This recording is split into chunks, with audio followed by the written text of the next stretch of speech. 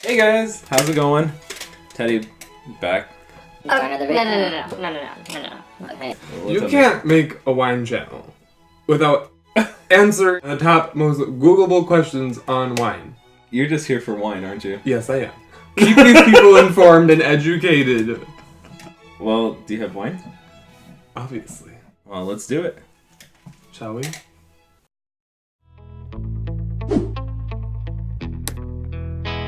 Alright, so my beautiful boyfriend here just got me a bottle of Camus and kind of inspired today's video because when he gave it to me, a couple questions came along with the bottle and made me start thinking. Always. Around me are familiar faces, worn out places, worn out faces. Yeah, but usually not before.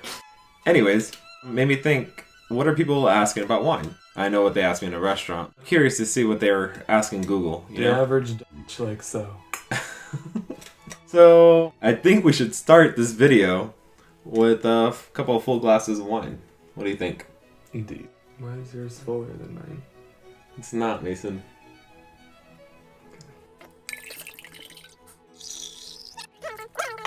So, the top 5 most Googled questions about wine. Why does wine make me so sleepy? Why does wine make you sleepy? You could be susceptible to peer pressure, susceptible to watching movies, and every single time someone drinks wine, they're relaxing inside a bathtub. They have chill, calm music playing.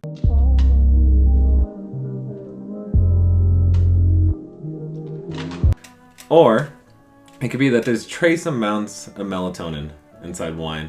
It's inside the skins, the stems, the seeds. Pretty much everywhere you'd find the tannin, there's a little bit of melatonin in there. Does wine make you sleepy? I'm already tired. Tasty.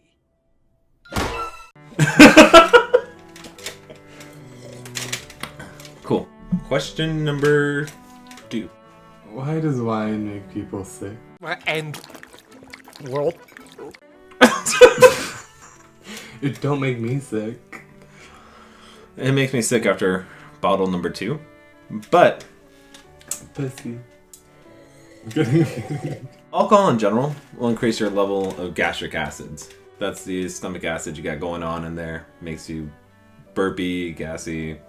Makes your stomach just feel all around nasty. So yeah, that's that feeling you get in the back of your throat right here. That higher acid. This is increased depending on how high the proof of alcohol is. It's also increased by how much acid is inside the alcohol. Can also be increased by the amount of sugar in your alcohol. So if you're drinking Camus, that's got some acid, that's got some sugar, that's got some alcohol. Could definitely be one of those wines that would get you feeling some kind of way. Probably not the way that you want to be. Like that. Yeah, exactly. There's, of course, people that are more susceptible than other people for stuff like that to happen. But yeah, that's probably what it is. Number 3. Why does wine make me sweat? Well, that's a good question there. Alcohol will increase your vasodilation, capillaries and arteries and all the things that pump blood through your system. They expand. Alcohol technically is a poison. Go figure. That being said, your body's trying to get rid of it. It's pumping it through your liver and trying to detoxify your body. It's really channeling big amounts of blood to flow through your body. And that increases your internal body temperature. That increase of internal body temperature, your body thinks, hey, he's probably exercising, there's probably something that's really hot, we need to cool him down. So you begin to sweat. That sweat starts to come up, evaporates, cools you down, and it becomes a whole cycle all over again until, you guessed it. You become a functioning alcoholic.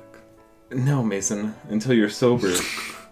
Just because you don't sweat when you drink doesn't mean that you're an alcoholic, okay guys? There's just people that react differently.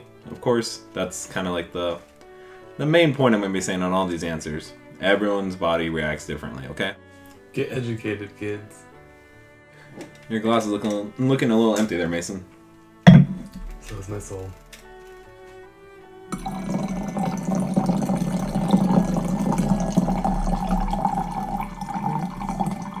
It's dripping. It's like it's splattering. This is now an ASMR channel, guys. Hey guys, welcome back to my channel. Today, we're gonna be sipping wine. Oh. That's why wine makes you sleepy. It's ASMR. Numero cuatro. Why do some people think wine tastes so bad? For another bottle of the Chateau Latour. Yes, but no more 1966. Let's splurge. Bring us some fresh wine. The freshest you've got. This year's. No more of this old stuff. It's a hard question to answer. There's actually a science behind this.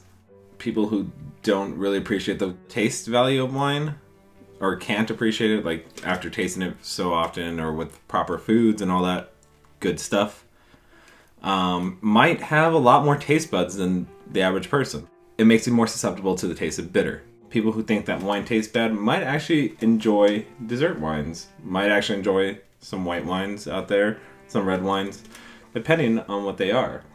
As long as the bitterness levels kind of go down, people tend to like them a little bit more that are on that high range of taste buds factor, you know? So, like, boom.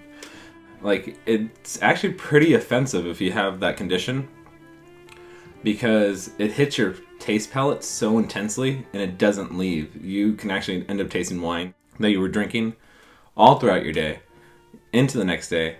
Those are also the kind of people that are very susceptible to certain types of toothpastes and that kind of stuff. So, yeah, I mean, just because you don't like the taste of wine doesn't make you dumb. It makes you disabled. Why does wine turn to vinegar? Even though I didn't even know that to ask that, but All wine wants to turn to vinegar. This is because in the air there's this bacteria called acetobacter. This acetobacter is highly abundant. It's on everything and everything.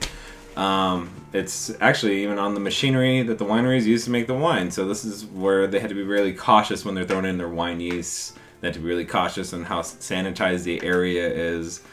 Luckily for us and winemakers, acetobacter is actually really easy to kind of deter in that early stages of fermentation, because it can be staged off with magnesium.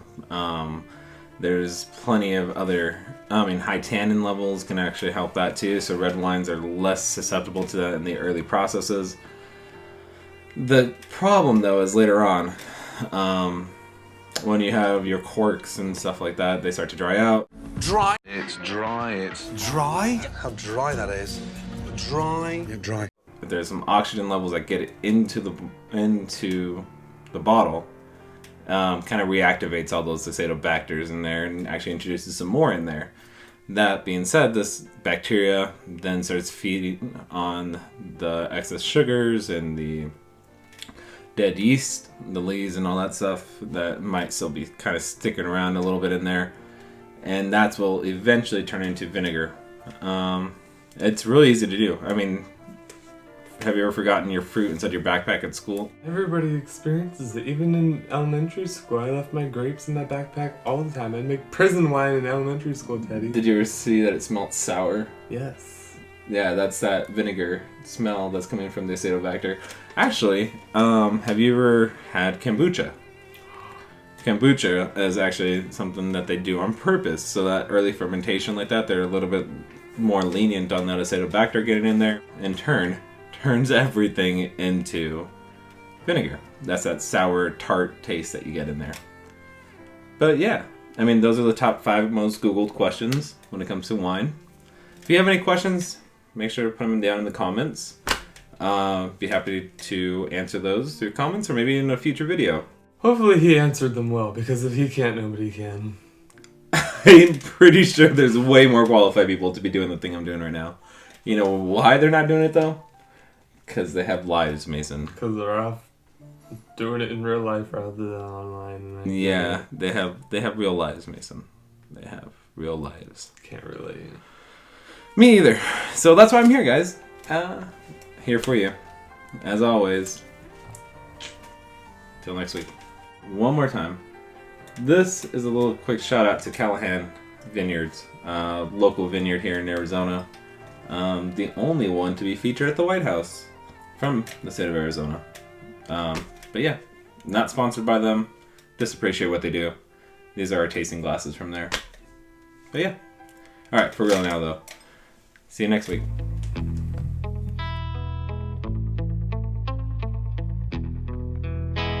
There is a house in New Orleans they call the Rising Somm.